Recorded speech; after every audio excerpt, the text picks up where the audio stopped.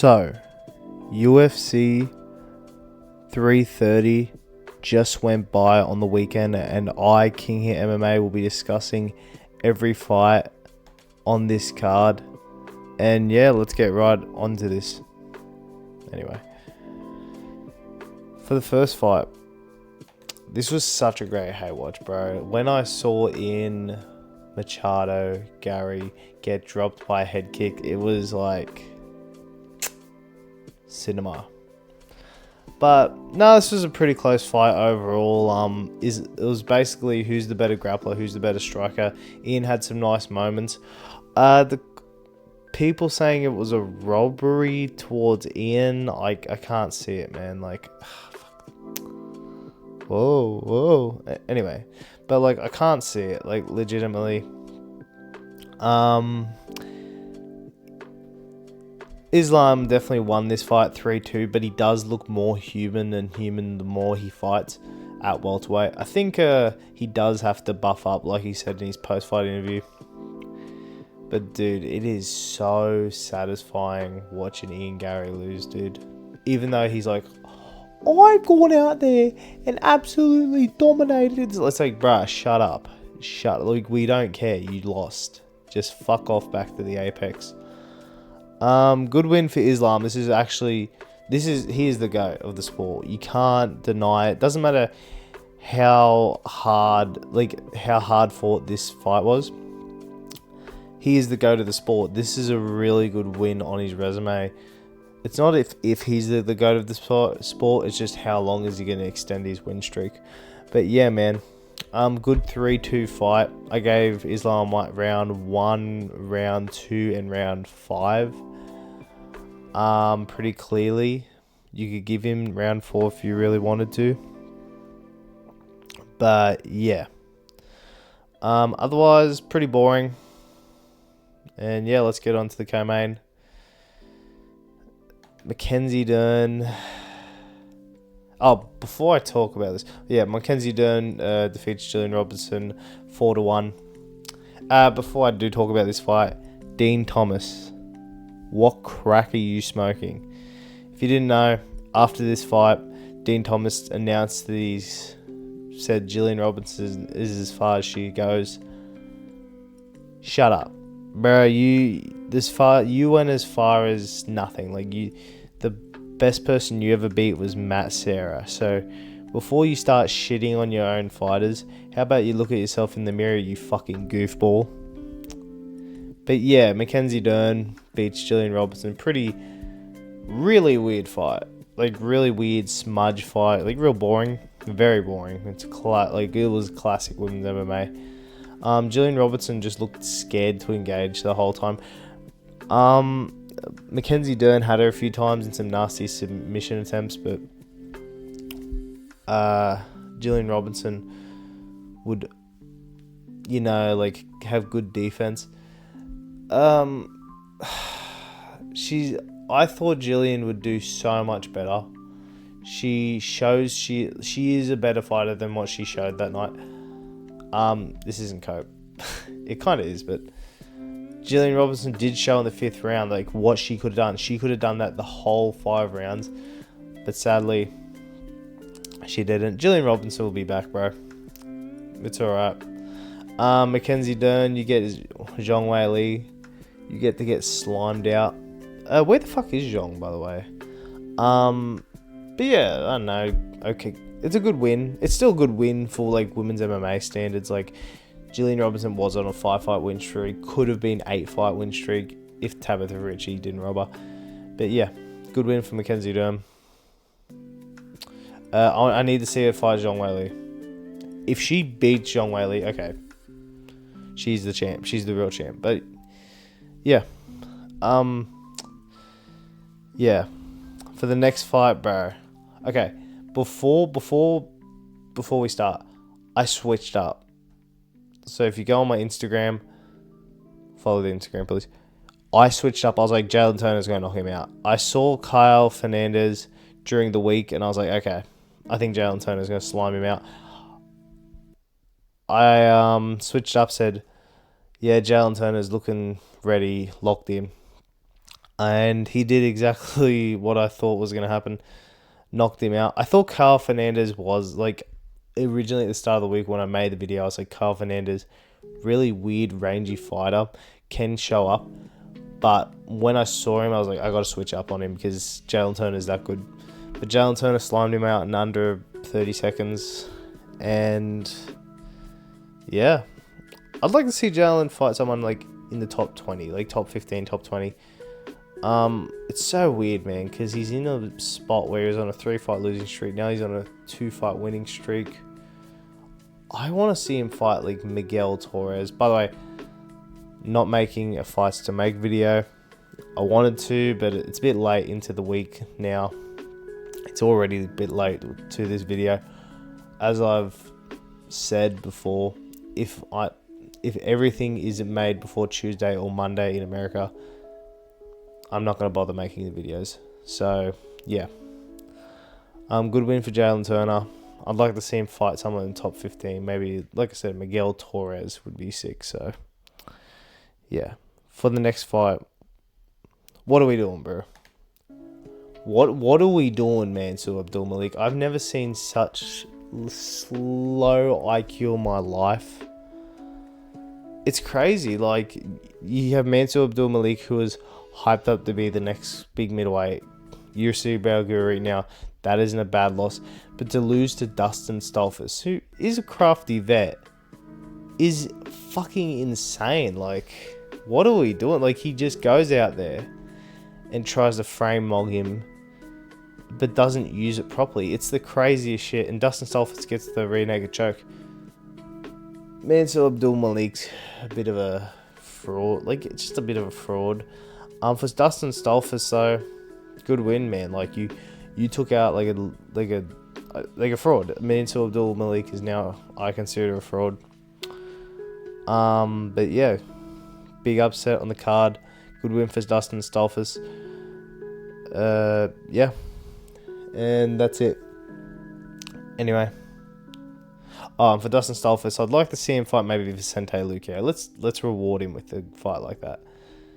And for Mansour Abdul Malik, I don't know what we're doing with you, bro. Back to the Apex. And for the next fight, this was fucking sad to watch, bro. I watched this and was like, yeah, the UFC did Edson dirty, and the post-fight speech kind of bring a tear to my eye, to be honest. Edson Barboza, he isn't the same guy, and I'm so glad that he retired. It was a very emotional retirement. I've been watching Edson for a while now, like a real long time. But Esteban just dominated him this whole fight. Prime Edson Barboza beats Esteban Ruvics every day of the week. Happy retirement, Edson. You had a great career. You're always a top 10 lightweight. You beat the likes of Dan Hooker, Gilbert Burns. You beat all these top lightweights. And yeah, you were always a great lightweight. So have a happy retirement, bro. And yeah. For Esteban Ruvics, I don't know. Chris Duncan. That's the fight I want to see. So yeah. And for the next fight, Chidi Nikajuani just beats the shit out of Yoel Alvarez. What's Yoel Alvarez doing, bro?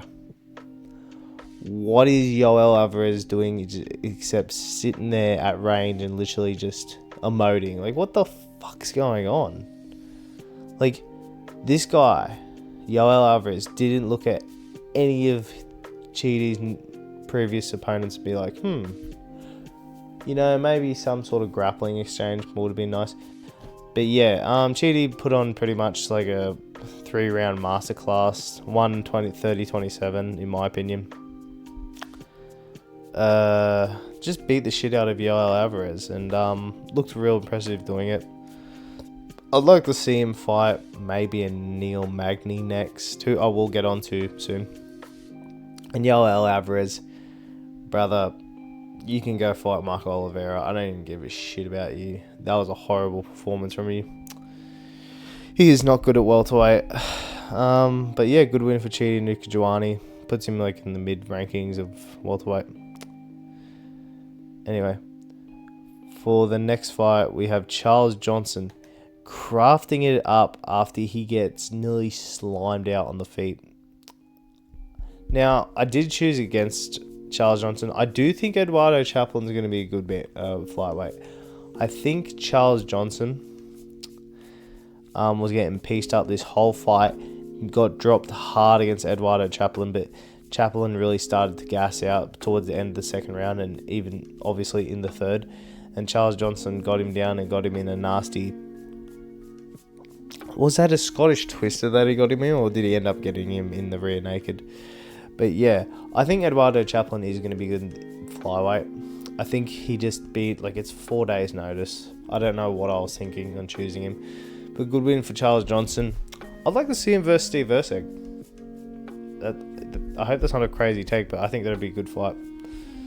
And for Eduardo Chaplin, let's give him a decent flyweight. Let's give him, I don't know, Ray Saruria, Joshua Van's teammate, I forget his name.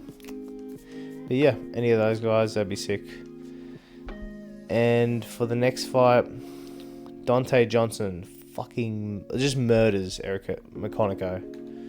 You know, like, I started to regret my decision when Dante was getting pieced up. Then he threw that disgusting overhand, and it was just... Eric McConaughey was just into the atmosphere. Really powerful middleweight, really impressive. He says he wants to win 3 belts. Brother, if you're getting hit like that by Eric McConaughey, you aren't going to be winning even into the top 10. But I'd like to see Dante Johnson fight a little further up in the middleweight rankings. I'd like to see him versus a Shara Bullet. That could be cool. Or a Bruno Ferreira. I think that'd be a good step up for Dante Johnson. For Eric McConaughey, he's still really good. I think I do rate him as a middleweight. He just got caught. I'd like to see Eric McConaughey fight someone like, the Iron Turtle. That'd be cool. So yeah. And for the next fight, we have Vicente Luque and Trajan Gore going to war, man. I don't know why everyone's saying Vicente is the most washed fight. Vicente Luque gave a pretty decent fight. Broke Trajan Gore's jaw after the first round. Was the first or the second round, and got that DAS, but Trajan Gore was defending real nicely. First round was all Trajan Gore hurting Vicente so many times, nearly finishing him. Second round, Vicente hurts Trajan real bad and nearly finishes him with a DAS. Trajan shows really smart defense and defends the DAS. And the third round, Trajan Gore edges out Vicente Luque for a 2-1 decision. Real fun fight, real impressive from both these guys.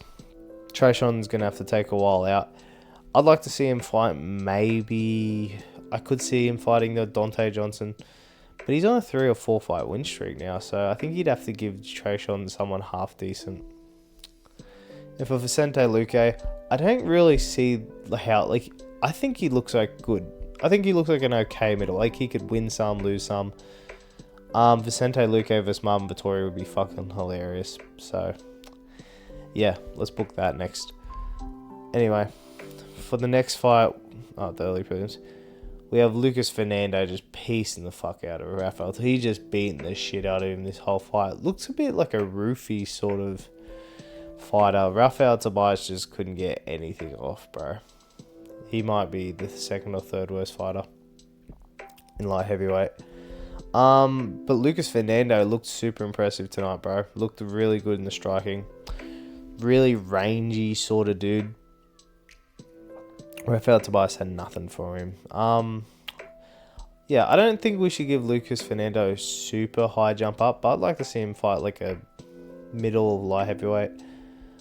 I could see a Dustin Jacoby. Dustin Jacoby just lost. We could give him a Lucas Fernando. That'd be an interesting fight. Rafael Tobias, have fun fighting Bruno Silva in the early prelims of an Australian card for some reason. Yeah. Anyway, and for the next fight, Neil Magny just crafts it up. Crafts it up real hard against Ramiz Brahimaj. Ramiz Brahimaj sucks, bro. I'm just saying this right now. Like, he was going okay at the start of the first round. He started to gas out. Neil Magny just started to take over with his striking. Neil Magny's crafty, man. He's real crafty with his striking. Like, he's very underrated striker. And the fact that he fucking beat Brahim, like, TKO'd Ramiz Brahimaj up on the feet. It's just crazy, dude. But yeah, Neil Magny cockroaches to another win against a mid-welterweight. What do we do with Magny, man? Because I've been hearing a lot of people say, give him Kevin Holland. I don't know, man. I think he should fight Randy Brown.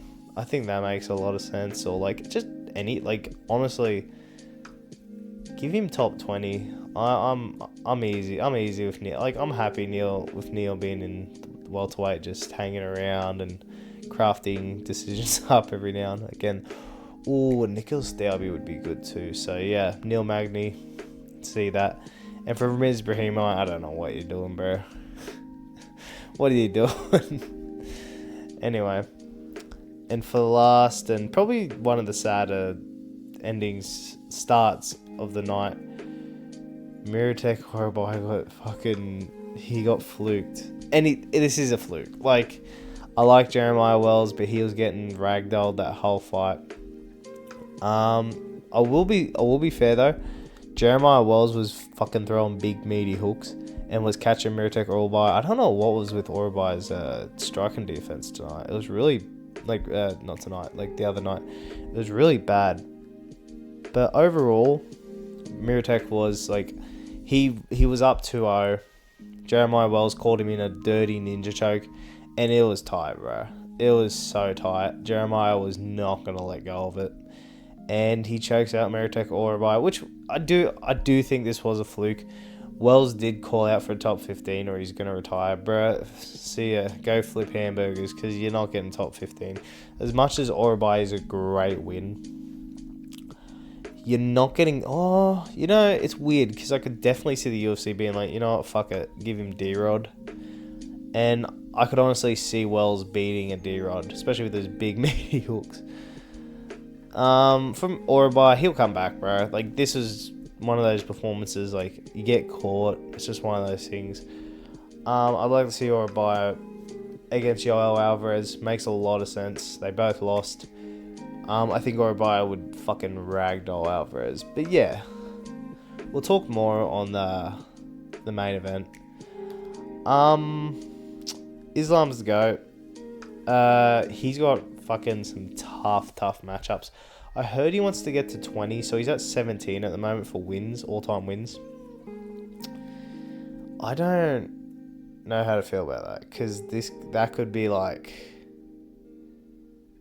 I don't know. I don't know how to feel about it. It's one of those things, like, because, dude, he's got Islam... Not fucking Islam. Islam has got Carlos Prates, who is a legit, disgusting knockout artist, who could knock him out in the, like, first exchange. Like, not because Islam's chinny, it's because Carlos is that deadly. But, to be fair, I think it's to whoever gets who first. Like, if Prates gets, like, that nasty striking off first, I think he'll knock out Islam. Or if Islam gets Prates down, I think it's over. Like, Prates has shown pretty bad takedown defense. But yeah, and Michael Morales, he's fucking a deadly striker. Real dangerous, like, real wild. And for him, Gary, it was a real close fight. I don't see an argument for him winning, but the fact that people are arguing for it is crazy. You know, he's going to have to go back to the drawing board. He's going to have to fight a few people before getting back to the belt. Do I think he fights Islam again? I don't think so. I think Ian's going to fight someone for a vacant title. But yeah, that's my reaction to Makachev vs Machado-Garry, UFC 330. Overall, I went shit for picks because I did a lot of yeah. Anyway, I lost Magni 1, so 1, 2, 3, 4. Holy heck, 5, 6. So I went 1, 2, 3, 4, 9, I went 6 for 12. Not great, but I've had worse nights. Listen, if you like the video, please like and subscribe. I want to go to bed, and I'll see you all later. Thanks. Bye.